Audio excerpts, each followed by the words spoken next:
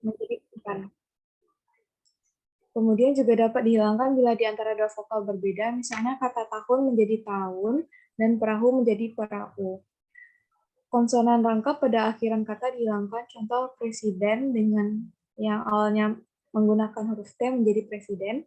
Partikel pun yang berarti juga dan saja ditulis terpisah, contoh sekalipun sama dengan meskipun, sekalipun dipisah, atau artinya sama dengan satu kali saja. Kemudian kata berulang yang memiliki arti tunggal ditulis tanpa tanda hubung, contoh alun-alun, sedangkan ibu yang bermakna jamak dengan tanda hubung, contoh ibu-ibu, sekali-sekali. Kemudian yang keempat yaitu ada ejaan Melindo pada tahun 1959. Perkembangan politik selama tahun-tahun berikutnya mengurungkan peresmiannya. Ejaan Melindo ini mengatur beberapa hal, yaitu fonem tambah F, S, dan J, kayak pikiran, sair, dan syarat.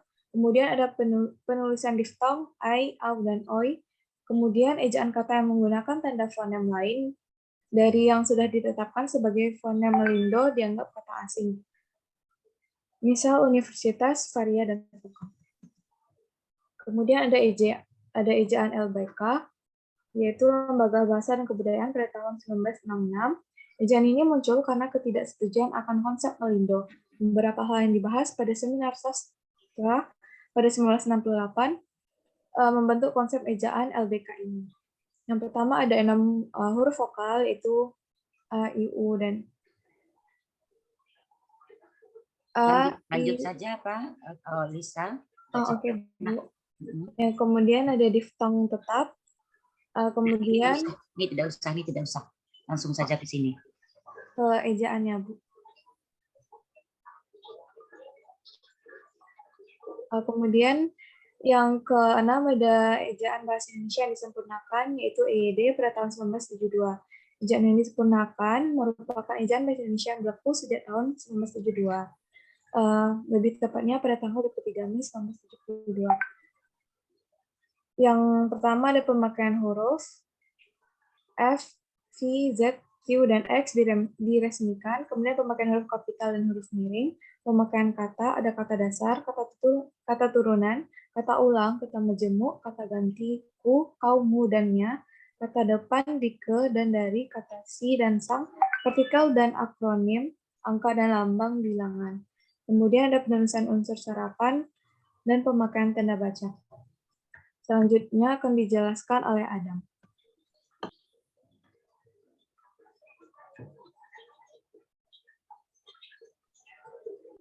Kemudian pengertian ejaan. Menurut beberapa pakar, pengertian ejaan ini menurut Yunus Abidin ejaan adalah aturan yang melambangkan bunyi bahasa menjadi bentuk huruf, kata, serta kalimat. Kemudian menurut Wiryo Sudarmo, ejaan adalah aturan melukiskan bunyi ucapan. Sedangkan menurut KBBI, ejaan adalah kaidah cara menggambarkan bunyi-bunyi, baik kata, kalimat, dan sebagainya dalam tulisan, serta penggunaan tanda baca. Selanjutnya, penggunaan ejaan, pemakaian huruf.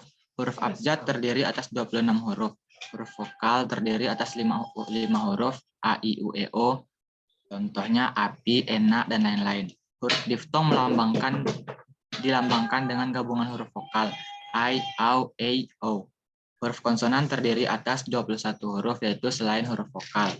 Gabungan huruf konsonan, contoh khusus. Kemudian huruf kapital, huruf miring, dan huruf tebal. Lanjut.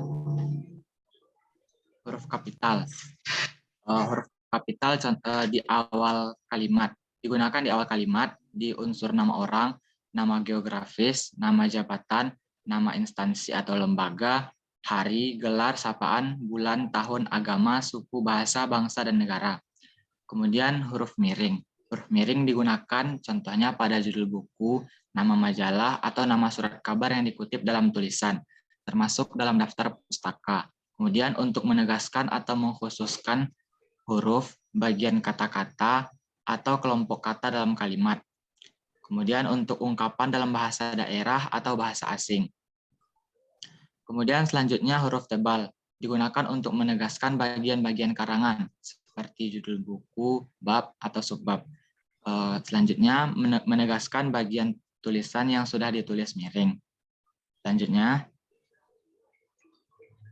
penulisan kata.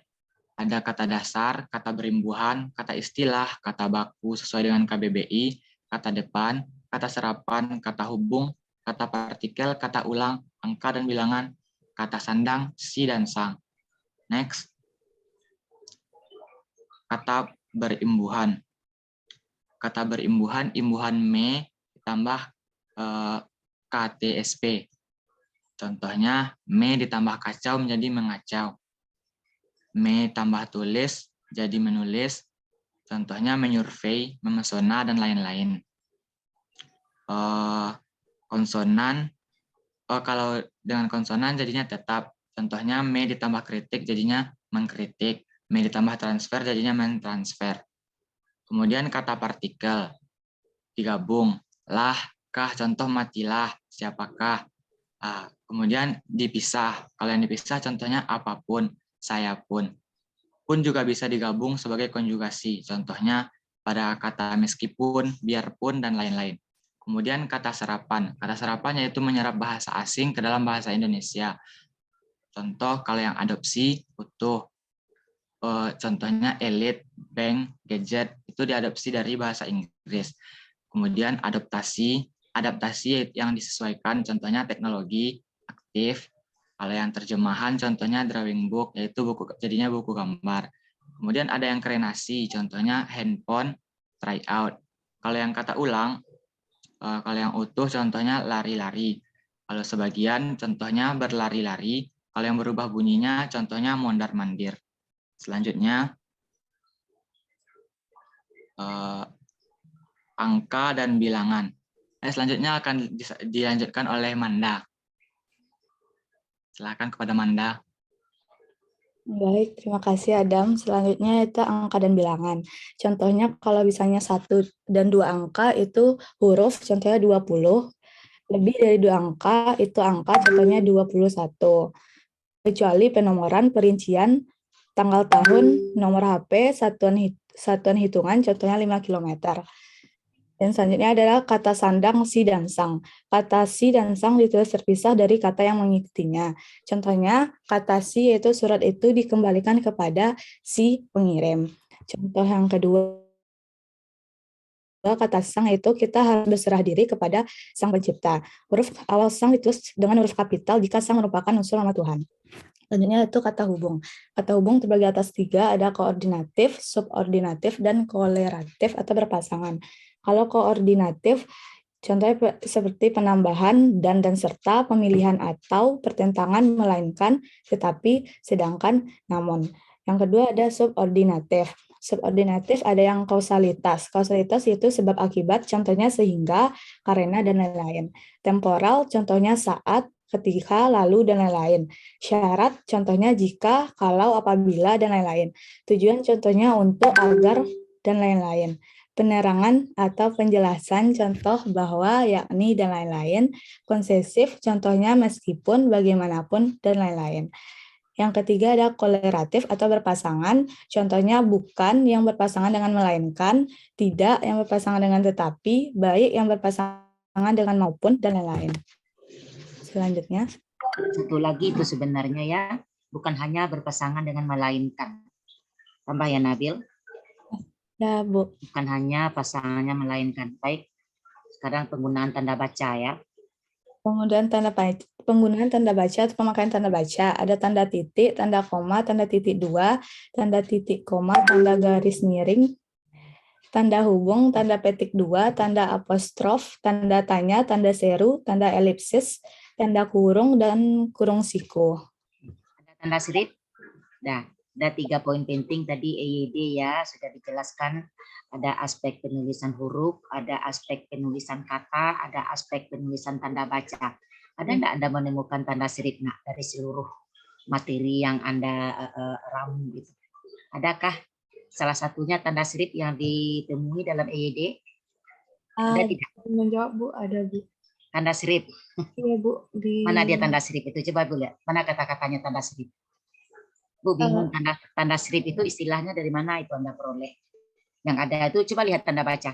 Tadi diagram Anda tolong nak, yang diagram slide sebelumnya. Slide sebelumnya. Ah, coba Anda lihat mana tanda strip ada di situ. Ada enggak tanda strip? Tidak ada kan? Saya heran tanda strip itu istilahnya dari mana Anda adopt itu. Ini kan seperangkat tanda baca. Ada tanda titik, ada tanda koma, tanda titik dua, tanda titik koma, tanda garis miring, tanda hubung, tanda petik dua. Ini ada lagi sebenarnya tanda pisah ya. Ada tanda hubung, ada tanda pisah. Kan tidak ada kan tanda strip? Coba cari ini. Ini tanda baca semua ini. Ada enggak tanda strip? Tidak ada. Sampai kemanapun Anda cari tidak ada istilah tanda strip itu. Yang ada itu tanda hubung, ini tanda pisah agak pendek. Tapi selama ini di kalangan mahasiswa, di kalangan kita semua lah tanda strip itu sangat familiar. Itu istilah itu diadopnya dari mana Ibu juga bingung. Soalnya sudah 32 tahun mengajar bahasa Indonesia, tidak ada satupun Ibu menemukan tanda-tanda strip. Tapi digunakan familiar sekali tanda strip itu. Benar tidak? Anda cek ini di sini tidak ada kan tanda strip? Jadi mulai hari ini jangan lagi digunakan tanda itu ya Naya, yang ada itu tanda hubung. Satu lagi ini ada lebih panjang dari ini tanda pisah. Ini masing-masingnya ada kegunaannya. Tidak apa-apa Anda membuat hanya skema atau diagram-diagram saja. Kalau kita berbicara detail satu persatu, misalnya apa itu tanda baca atau contohnya itu memang rumit. Nanti masing-masing Anda akan membuat laporan bacaan pribadi ya.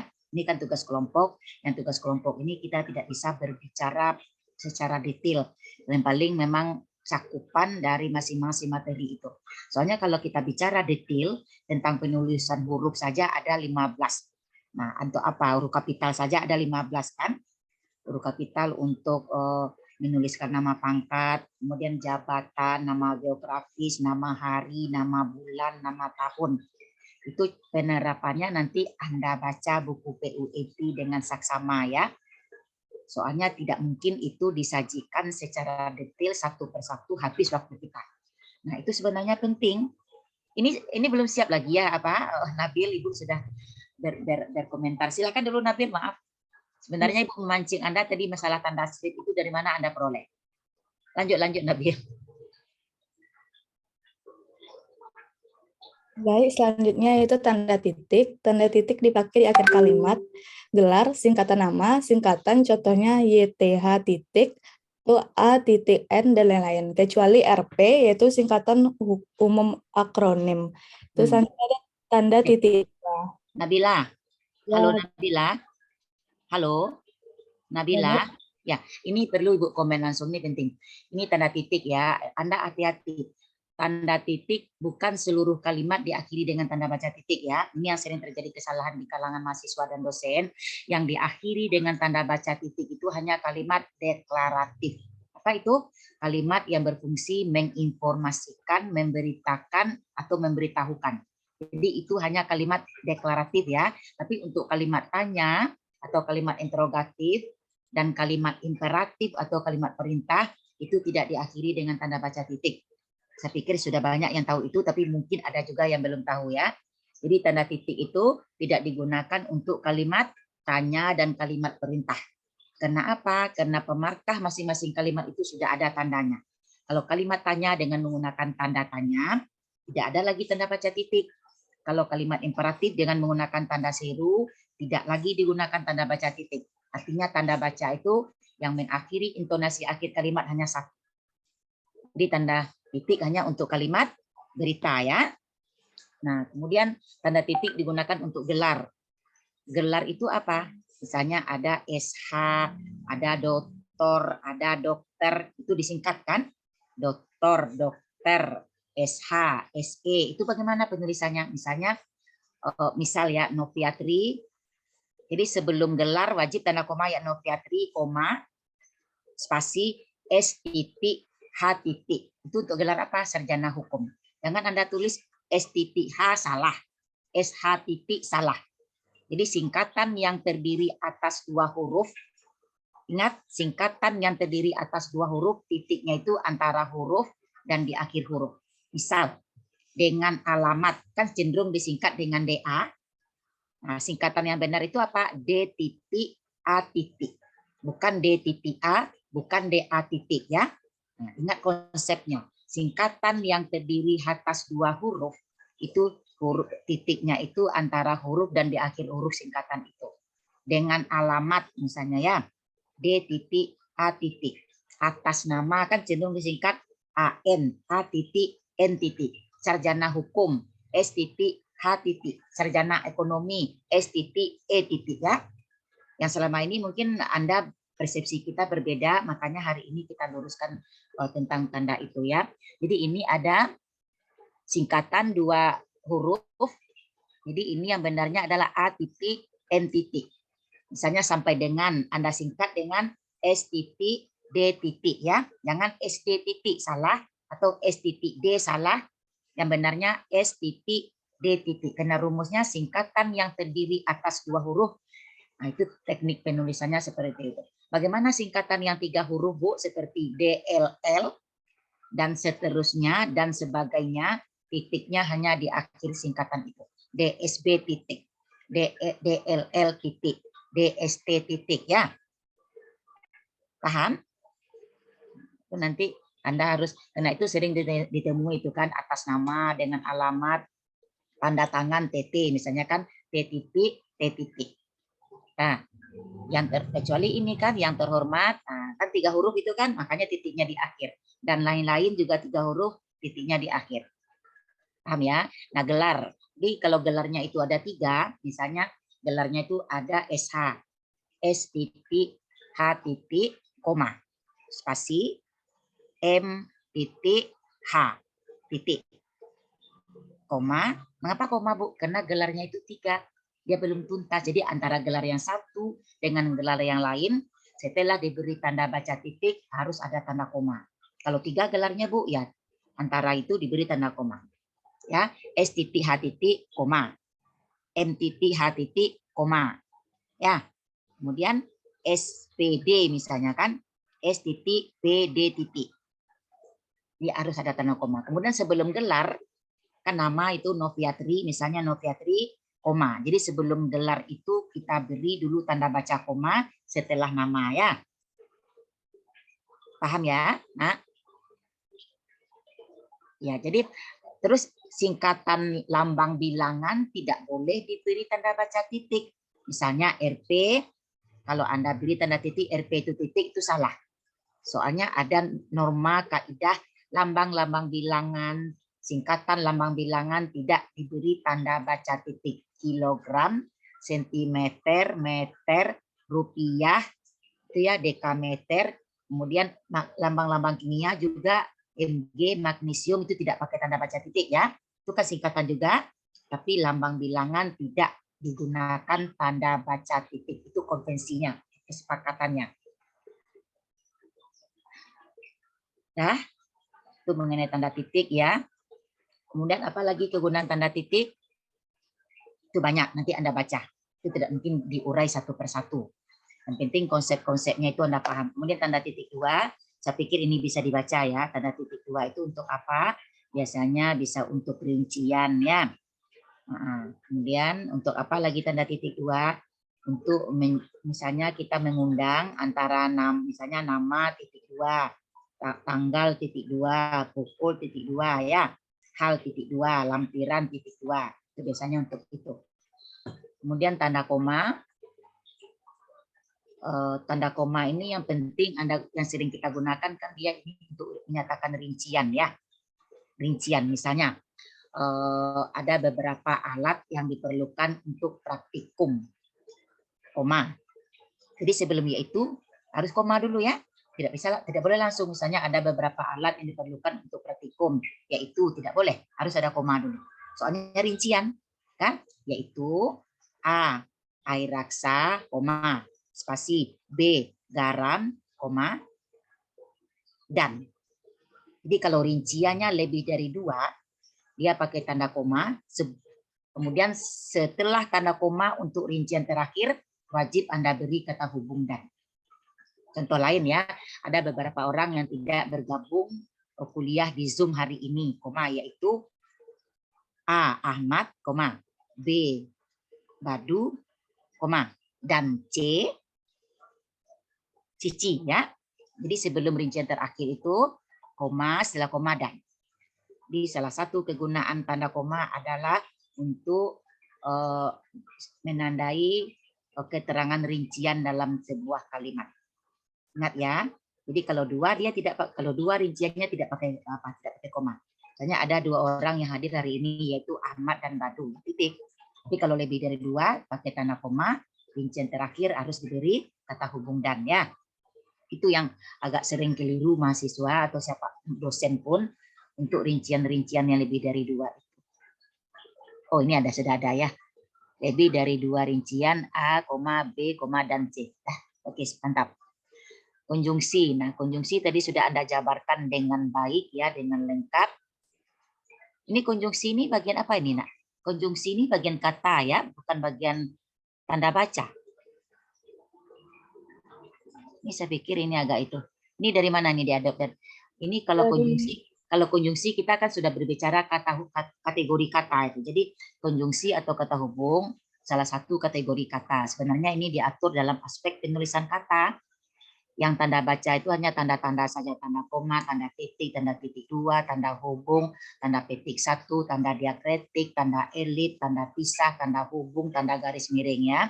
Jadi ini salah masuk ini. Mungkin dari sumber kali ya, memang ada beberapa sumber kita. Jadi EYD itu kadangkala ada juga yang kurang efektif dia materinya. Soalnya secara logikanya konjungsi itu adalah salah satu kategori kata, makanya harusnya dia berada pada lingkup pembicaraan tentang aspek penulisan kata ya. Jadi konjungsi tidak apa-apa, ini saya singgung juga. Tadi sudah Anda jelaskan, nampak jelas sekali rinciannya.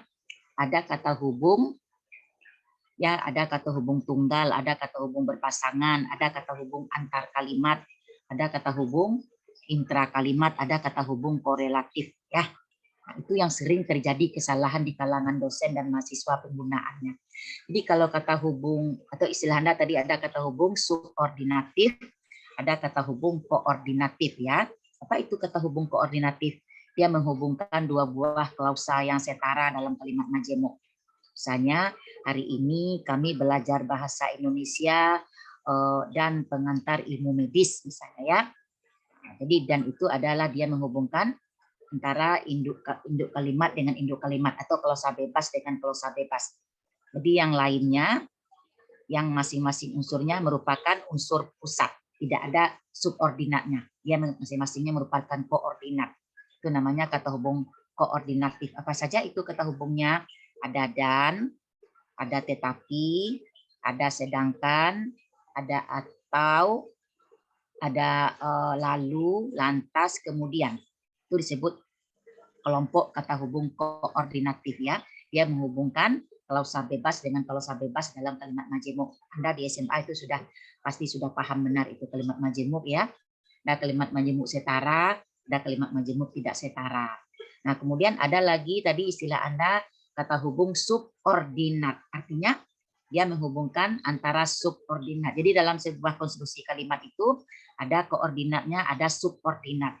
Yang subordinat itu biasanya dia merupakan klausa terikat. Misalnya, jika hari hujan, itu masih tergantung kalimatnya ya, saya tidak pergi ke kampus. Atau ketika dokter sedang operasi, suster bermain HP di ruangan operasi, misal ya. Jadi ada klausa terikat, ada klausa bebas. Nah, itu biasanya kata hubung subordinatif itu dia menghubungkan kalimat majemuk tidak setara ya. Itu banyak sekali kata hubungnya, ada 70. Walaupun, jika, agar, hingga, karena, meskipun dan segala macam banyak. Dia jauh lebih banyak daripada kata hubung koordinatif. Kalau koordinatif itu tidak banyak ya, dan, serta, tapi, tetapi, sedangkan, apalagi atau. Misalnya kamu kuliah bahasa Indonesia atau pengantar ilmu anatomi tubuh. Berarti pilihan ya, pilihan. Jadi masing-masingnya merupakan klausa bebas. Kamu kuliah bahasa Indonesia. Itu kan sudah berdiri